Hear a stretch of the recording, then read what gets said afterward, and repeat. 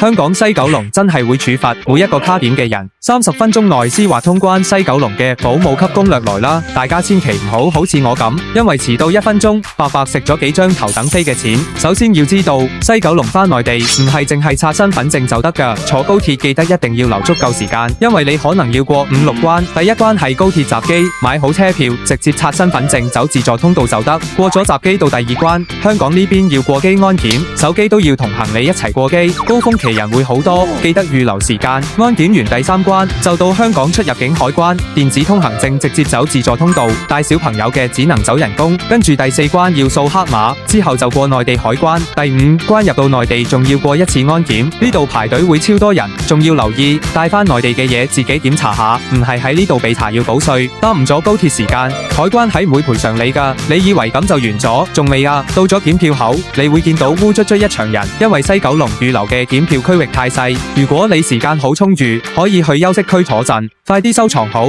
祝大家旅程愉快！